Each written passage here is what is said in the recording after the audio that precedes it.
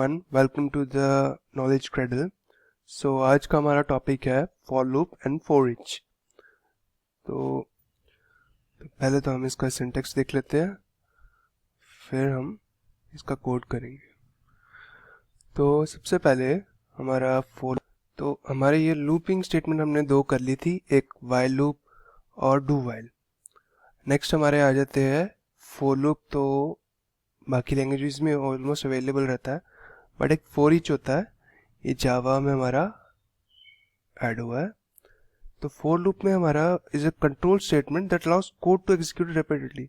मतलब जब हमें एक कोड चलाना है लगातार बार बार, हमें जैसे ये वाला एग्जांपल ले लिया, अगर हमें 5 नंबर प्रिंट करने, यहाँ पे 0 to 4 प्रिंट होगा। तो 0 to 4 प्रिंट करने के लिए अगर हम ये फॉर लूप नहीं होगा तो हमें 5 बार system.out स्टेटमेंट लिखनी पड़ेगी। लेकिन फॉर लूप की वजह से ये काम हम कुछ ही लाइन्स में कर सकते हैं। बस हमें एक इनिशियलाइजेशन करनी होगी। इनिशियलाइजेशन में क्या होगा कि हम एक वेरिएबल कर लेंगे, ठीक है। यहाँ पे पहले डाटा टाइप बता देंगे किस टाइप का डाटा टाइप अपना होगा, किस टाइप की वैल्यू हम स्टोर करना चाहते हैं अपने वेरिएबल में। नेक्स्ट हमारा आई अपना वेरिएबल है, इसको हम इनिशियलाइज कर रहे हैं, मतलब इसकी डिफ़ॉल्ट वैल्यू सेट कर रहे हैं जो अभी यहाँ पे है 0। तो ये हमारे हिसाब से हम चेंज कर सकते हैं और आई का नाम भी चेंज हो सकता है। नेक्स्ट होता है कंडीशन। कंडीशन में हम डालेंगे कि क्या कंडीशन होगी, मतलब ये जो अपना इनिशियलाइजेशन कर दिया फिर कंडीशन लगा दी, तो कंडीशन चलती रहेगी, मतलब फॉर लूप अपना चलता रहेगा जब तक ये वाली कंडीशन जो है वो ट्रू रहेगी। अगर फॉल्स होगी तो वहीं पे वो रुक जाएगा। नेक्स्ट होता है अपना अपडेट या इंक्रीमेंट या डिक्रीमेंट। तो इसमें क्या होता है, हमारा इंक्रीमेंट या डिक्रीमेंट ऑपरेटर लगा के हम इनिशियलाइज करते हैं कि कैसे इंक्रीमेंट होगा वो। तो यहाँ पे आई प्लस प्लस इंक्रीमेंट होता रहेगा जब तक ये वाली कंडीशन ट्रू होगी। मतलब यहाँ एग्जाम्पल के हिसाब से जब तक आई की वैल्यू 5 से छोटी रहेगी, मतलब स्टार्ट वो 0 से होगा, उसकी इनिशियल वैल्यू जो स्टार्टिंग वैल्यू होगी वो 0, लेकिन वो तब तक चलेगा जब तक उसकी वैल्यू जो होगी आई की 5 से छोटी। तो मतलब इन सिंपल टर्म्स ये 0 to 4 ही सिर्फ प्रिंट करेगा, 5 नहीं करेगा, क्योंकि 5 ऑब्वियसली 5 के इक्वल होता है। तो इक्वल का हमने कोई कंडीशन लिखी नहीं, तो सिर्फ ये 0 to 4 तक ही प्रिंट करेगा, ठीक है। तो इसमें 3 चीज़ें, सिंटैक्स इसका यही है, फॉर ब्रैकेट के अंदर अपना इनिशियलाइजेशन, कंडीशन एंड अपडेट, बीच में सेमीकोलन आएगा, ठीक है। इसको इन्फिनिट लूप लगाना तो हम कंडीशन ऐसे दे देंगे कि जो कभी फॉल्स नहीं होगी, या फिर हम अगर इसको इंक्रीमेंट हटा देंगे तब भी ये इन्फिनिटली चलेगा। तो नेक्स्ट अपना था फॉर लूप। फॉर लूप में क्या होता है, ये एनहांस्ड वर्जन होता है लूप का, फॉर लूप का। एनहांस्ड वर्जन से मेरा मतलब क्या है कि मान लो हमने एक एरे बना दिया, ठीक है, एरे बना दिया, नंबर्स वाला एरे बनाया, और उसके अंदर हमने कुछ वैल्यूज डाल दी 1 2 3 4 5, ठीक है। और इसका साइज हमने बताया नहीं कितना रखना, तो इसका मतलब हम जितनी वैल्यूज डालेंगे ऑटोमेटिकली उसका साइज एडजस्ट होता जाएगा इंटरनली, ठीक है। तो इसमें अब हम चाहते हैं कि इसके नंबर प्रिंट करें, ठीक है। अगर हमें इस नंबर्स एरे का साइज पता होगा तो फिर तो हम सीधा ये लगा के कंडीशन लगा के प्रिंट कर देंगे, क्योंकि इसके अंदर 5 नंबर्स है, तो 0 1 2 3 4, ठीक है ना। तो इंडेक्स की मदद से हम इसके एरे के नंबर प्रिंट कर सकते हैं। लेकिन हम इसमें फॉर ईच लूप यूज कर सकते हैं। फॉर ईच लूप हमें आसान बना देगा, हमें इंडेक्स की जरूरत नहीं जानने की कि कितना उसका एग्जैक्ट साइज कितना एरे का, वो जाने बगैर ही हम एरे के एलिमेंट्स को प्रिंट करवा के देख सकते हैं। जैसे यहाँ पे क्या किया इन्होंने, इंट नम और नंबर्स अपना ये एरे का नाम है। अच्छा, अब ये नम क्या है, ये नम जो है इटरेटर होता है, इसकी जगह हम कुछ और भी लिख सकते हैं। मतलब ये हमारा मान लो एक वेरिएबल है जो टेम्परेरी नंबर वैल्यू के एलिमेंट को स्टोर करके रखता है। अब यहाँ पे देखो, हम जब प्रिंट करा रहे हैं इसके एलिमेंट्स को, तब यहाँ पे हम नम वेरिएबल का यूज कर रहे हैं। तो अब ये नम वेरिएबल एक इटरेटर का काम कर रहा है, वो टेम्परेरी, जैसे हमने अभी चलाया एक फॉर लूप, एक लूप चला, उसमें क्या होता है, ये पहले एलिमेंट को प्रिंट करेगा 1, सेकंड लूप चला, फिर सेकंड एलिमेंट को प्रिंट करेगा, ऐसे जितने भी एलिमेंट्स होंगे वो उसको प्रिंट करेगा, उसके बाद ऑटोमेटिकली बंद हो जाएगा। तो इसमें मतलब हमें ये बताने की ज़रूरत नहीं है कि उसके अंदर इनिशियलाइजेशन करने की ज़रूरत नहीं है, हमें इसमें कंडीशन लगाने की ज़रूरत नहीं है। अब 5 की जगह यहाँ पे अगर हम इसको फॉर लूप से प्रिंट कराते तो 5 की जगह हमारा यहाँ पे आ जाता इसका एरे का साइज या एरे की लेंथ, और लास्ट में हमें इंक्रीमेंट ऑपरेटर लगाना पड़ता। अब जो कि हमने फॉर ईच लूप में एलिमिनेट कर दिया, हमें वो सब कुछ करने की ज़रूरत नहीं है। यहाँ तक कि हमें एरे का साइज भी जानने की ज़रूरत नहीं है, उसके बगैर भी हम इसको चला सकते हैं। इनको हम यूज़ कैसे करेंगे, मतलब कहाँ पे यूज़ करेंगे? देखो, फॉर लूप हमें तब यूज़ करना चाहिए जब हमें पता हो कि स्टार्ट कहाँ से करना है और एंड कहाँ पे होगा। और फॉर ईच में हम वहाँ पे यूज़ करेंगे जहाँ पे हमें पता नहीं है कि उसका एग्जैक्ट साइज कितना है। ठीक है, हमें ऑल एलिमेंट्स चाहिए, जैसे एरे और तरह का कलेक्शन, जैसे कि इसके अंदर जावा के अंदर एक तो एरे होता है, लिस्ट होती है, हैश मैप्स होते हैं, तो बड़े सारे टाइप के कलेक्शंस होते हैं। तो उनको इटरेट करने के लिए हम फॉर ईच लूप का यूज़ कर सकते हैं अगर हमें इंडेक्स का स्टार्टिंग और उसका एंडिंग पॉइंट नहीं पता हो। चलो अब ऐसा करते हैं, इसका कोड बना के देखते हैं। पहले फॉर लूप का बनाएंगे, फिर फॉर ईच का। तो पहले हम फाइल में जाएंगे, न्यू फाइल, जावा, नाम इसका चेंज कर देते हैं हम four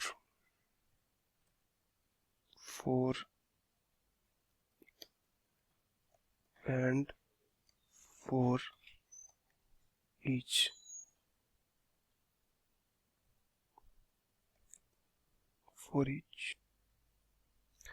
next, public static void main string arguments and next line।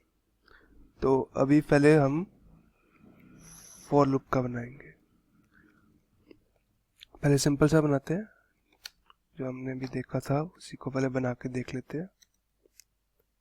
for I less than, हमें चलो 10 नंबर प्रिंट करा के देख लेते हैं। 0 to 9, हाँ 0 to 9, इसको इंक्रीमेंट और इसको प्रिंट करा के देख लेते हैं।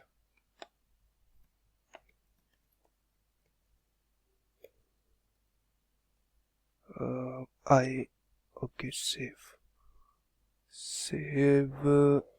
इसका नाम चेंज कर देते हैं।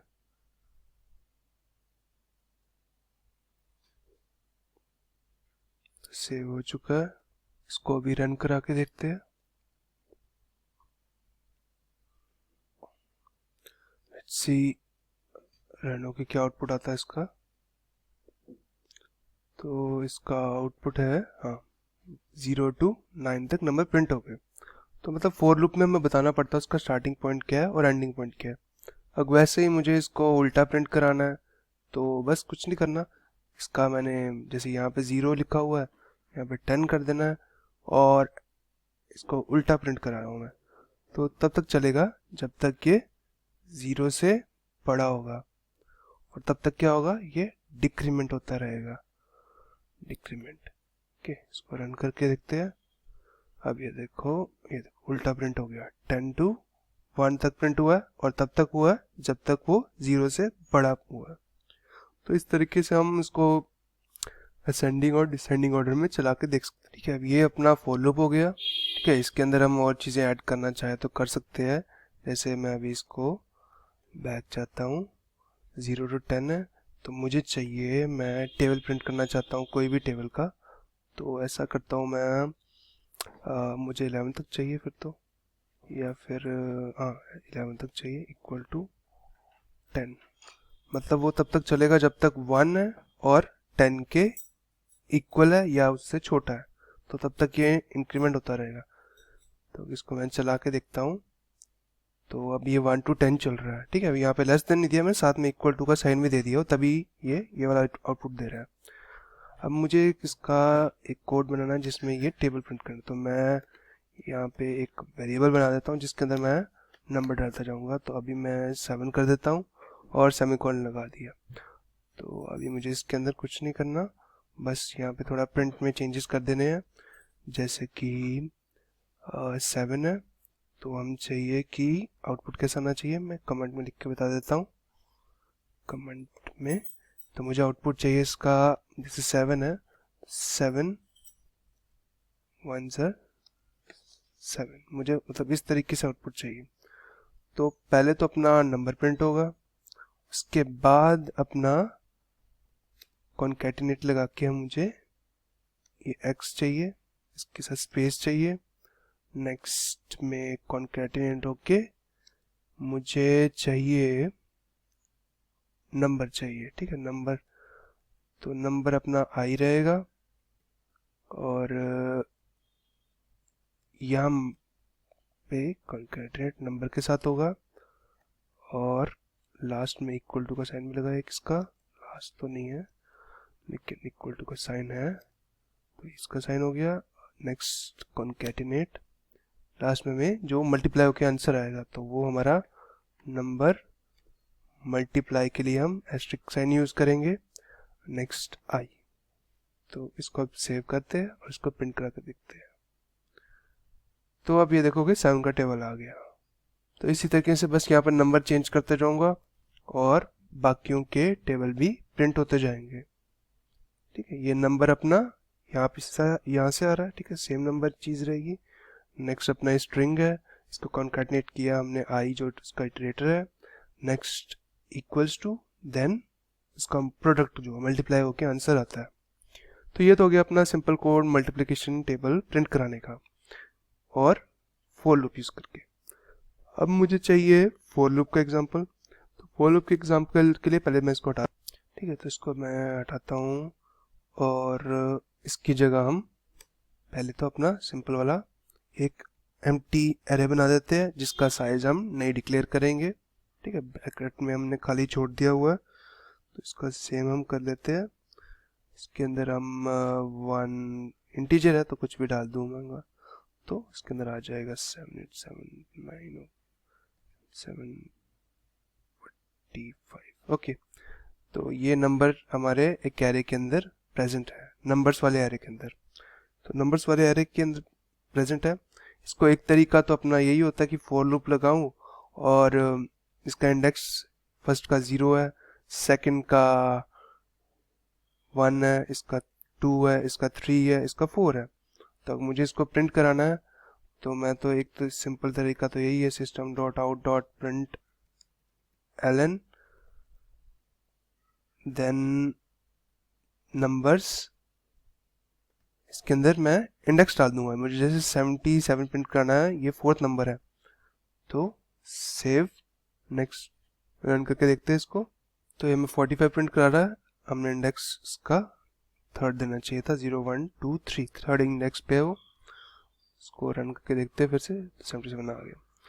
तो मतलब इसके अंदर हम लूप लगा सकते हैं 0 1 2 3 4, तो ये चीज़ अपडेट होती रहेगी, ठीक है। एक तो फॉर लूप का मेथड हो गया, लेकिन हमें थोड़ा और इजी करना है तो हम फॉर ईच लूप यूज़ करेंगे। तो फॉर ईच में क्या करना होगा हमें, फॉर आगे इंट इटरेटर का टाइप, तो फिलहाल हमने नम यूज़ किया था तभी वही लिखते, बाद में इसको चेंज करके दिखाएंगे। तो नंबर्स अपना एरे होगा या फिर कलेक्शन जो भी होगा, लिस्ट हैश मैप जो भी होगा उसका नाम होगा, ठीक है, कलेक्शन का नाम।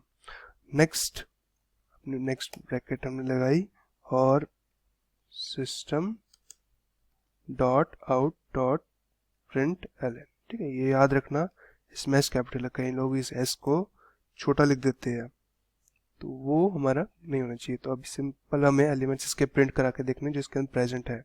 तो लेट्स सी इसको आउटपुट क्या आता है इसका। तो आप देख सकते हैं इसके सारे एलिमेंट्स जो अपने एरे है, नंबर्स एरे के अंदर सारे प्रिंट हो गए, वो भी विदाउट यूजिंग फॉर लूप। तो हमने फॉर ईच लूप यूज किया, पर आप कहोगे तब फॉर ईच कहाँ से यूज किया हमने, तो यहाँ पे फॉर लिखा हुआ है, ये लिखने का तरीका इसका सेम ही ऐसा ही होता है, ठीक है। यहाँ पे कंडीशन वगैरह नहीं लगती, इसको बोलते फॉर ईच लूप है, बेशक यहाँ पे फॉर लिखा हुआ, ठीक है। तो ये फॉर ईच लूप है। नेक्स्ट हम ऐसा करते हैं कि ये जो नम है इसको चेंज करके देखते हैं, ठीक है। ज़रूरी नहीं नम भी लिखना होता, ये आई लिख दिया, यहाँ पे आई लिखा और सेव कर दिया।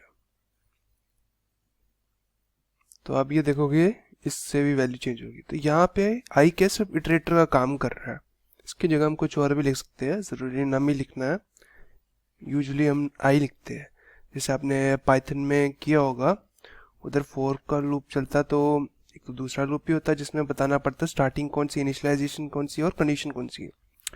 लेकिन मोस्टली फॉर आई इन ऐसे लिखते हैं ना, तो रेंज, तो ये जो आई जो होता है इटरेटर का काम करता है, टेम्परेरी वेरिएबल है जो कुछ समय के लिए जब तक एक लूप चल रहा है उस टाइम के लिए उस एलिमेंट का वैल्यू स्टोर कर रखता है। ठीक है, तो यही हो रहा है, इसमें अपना आई चल रहा है, तो बस इसमें पर लूप के हिसाब से चल रहा है, मतलब हर लूप में आई की वैल्यू के अंदर एलिमेंट स्टोर होगा। जैसे फर्स्ट लूप में इसके अंदर 1 स्टोर हुआ आई की वैल्यू, सेकंड में 5 हुआ, नेक्स्ट में 70, उसके बाद 77, नेक्स्ट 45। तो मतलब जैसे जैसे लूप बढ़ेगा वो टेम्परेरी उस एक लूप खत्म होने के बाद नेक्स्ट लूप की जो कलेक्शन में से, एरे में से उसकी वैल्यू स्टोर करके उसको प्रिंट कर के या फिर यूज करते जाएगा।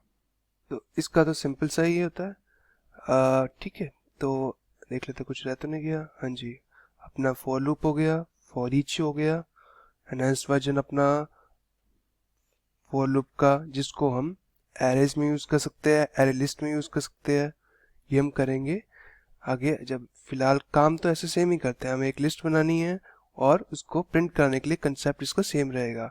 एक फॉर लूप होगा, उसके बाद अपना इटरेटर रहेगा, इटरेटर का नाम और उसका टाइप होगा, स्ट्रिंग में होगा तो स्ट्रिंग का आ जाएगा, यहाँ पे इंट की जगह दूसरा टाइप होगा स्ट्रिंग का होगा, और ये इसके अंदर हमारे कैरेक्टर्स या स्ट्रिंग्स पड़ी होंगी, कलेक्शन ऑफ स्ट्रिंग्स होगी, तब हम यहाँ पे स्ट्रिंग आ जाएगा। तो जिस टाइप का डाटा अपना डाटा पड़ा होगा कलेक्शन के अंदर, उसी टाइप का हमने इटरेटर का टाइप देना है, और यहाँ पे अपना नाम आ जाएगा, एरे या कलेक्शन का नाम जो होगा अपना वो यहाँ पे आ जाएगा। Okay, thank you everyone. तो ये आपको पीडीएफ मिल जाएगा लिंक की डिस्क्रिप्शन में, आप वहाँ से इसको रेफर कर सकते हैं। ओके।